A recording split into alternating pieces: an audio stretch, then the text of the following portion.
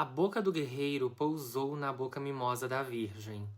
Ficaram ambas assim unidas como dois frutos gêmeos do araçá que saíram do seio da mesma flor. Olá, olá! Hoje eu quero compartilhar com vocês algumas impressões sobre a minha leitura mais recente, aquela de que eu só falo nas redes sociais. Iracema, do meu conterrâneo José de Alencar. Alencar é neto de Bárbara de Alencar, uma das primeiras feministas do Brasil, e tio distante de Raquel de Queiroz. Olha que grande família. Foi um jurista, político e escritor que, apesar de ter vivido apenas 48 anos, ele faleceu muito jovem de tuberculose, deixou um legado literário que permanece extremamente relevante até os dias de hoje. A edição que li de Iracema foi essa charmosíssima aqui, do Compasso dos Ventos, lançada em Portugal em 2023. Esse exemplar eu aluguei numa biblioteca, o que recomendo para que esses espaços permaneçam vivos. Mas caso não tenhas o livro disponível na tua biblioteca local, podes acessá-lo gratuitamente e legalmente pelo link que eu vou deixar aqui na descrição. Iracema é uma obra conhecida como A Lenda do Ceará, que narra o amor entre a indígena Tabajara e Martim, o guerreiro branco. Embora Iracema seja uma figura fictícia, Martim foi inspirado no explorador português Martim Soares Moreno.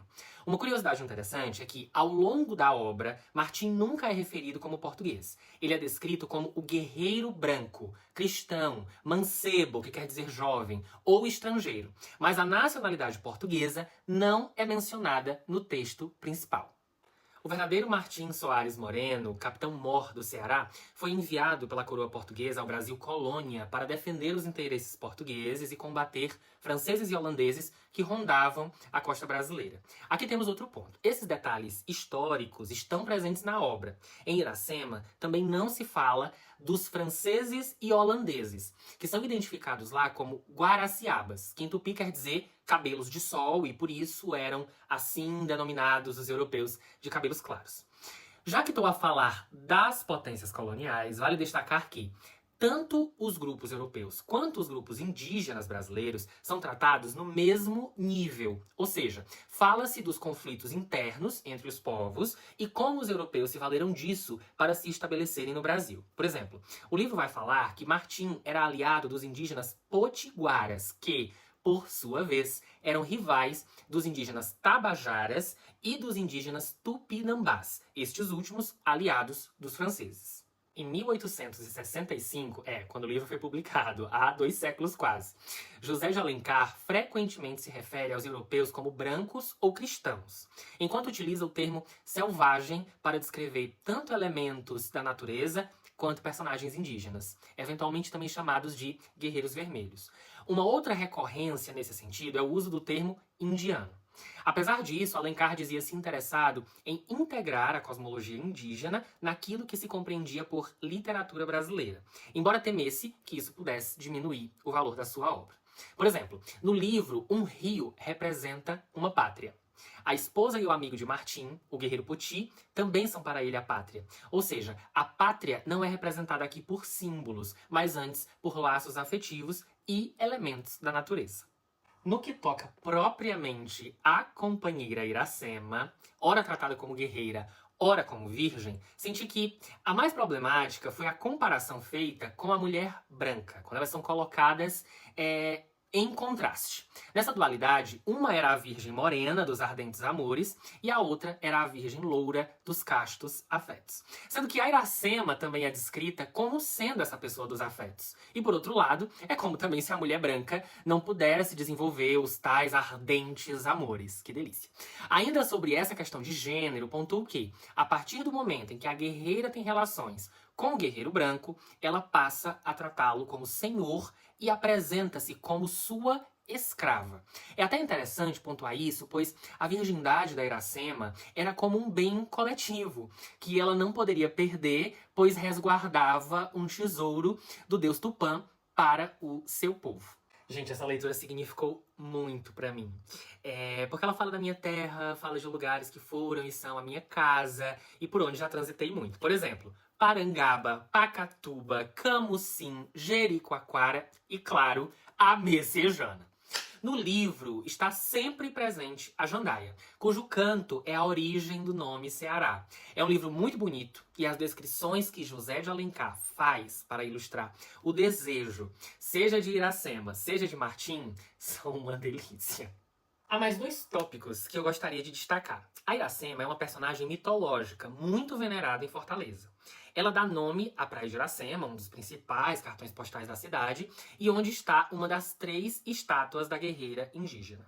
Uma segunda estátua, inclusive, está na Lagoa da Messejana, como é óbvio, que seria o lugar onde a personagem chorou de saudade de seu amado, que estava em combate com grupos indígenas e europeus pela posse dos territórios. Essas que vocês veem na imagem são a Senhora Minha Mãe, à esquerda, e a Natália Nara, à direita. A Natália foi a mulher que posou para que se materializasse a única estátua humanizada da guerreira.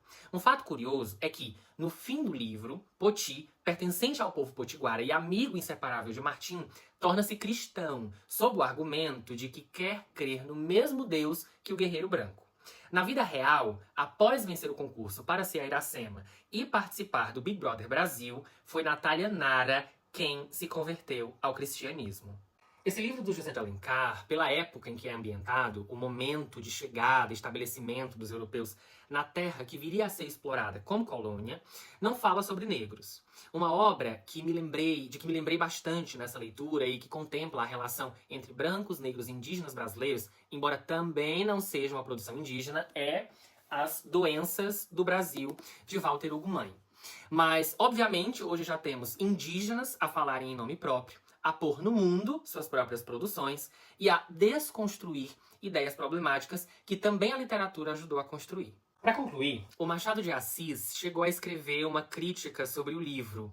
Para ele, e eu entendo muito bem, contar todos os episódios dessa lenda interessante seria tentar um resumo impossível. O autor de Dom Casmurro e Memórias Póstumas de Brás Cubas, a coqueluche do momento, ao falar de Iracema, disse que era preciso prevenir-se contra um anacronismo moral, que consiste em dar ideias modernas e civilizadas aos filhos incultos da floresta. Eu, aqui do meu pequeno lugar, acredito que Machado está correto em diferenciar as sociedades, mas reescreveria sua sentença, afirmando que não podemos olhar com nossas lentes ocidentalizadas para as comunidades e sociedades autóctones, seja do Brasil, seja de qualquer parte do mundo. Machado também destaca um ponto importantíssimo que está marcado em toda a narrativa de José de Alencar: o estrangeiro, que para aqueles grupos indígenas é um ser sagrado. Por isso, a entrada em suas comunidades foi um tanto quanto fácil. Se tivesse havido um movimento contrário, talvez se tivesse ouvido o bom e velho "volta pra tua terra". Espero que tenham gostado dessa conversinha, ó virgens do hálito de baunilha. A gente se vê em breve.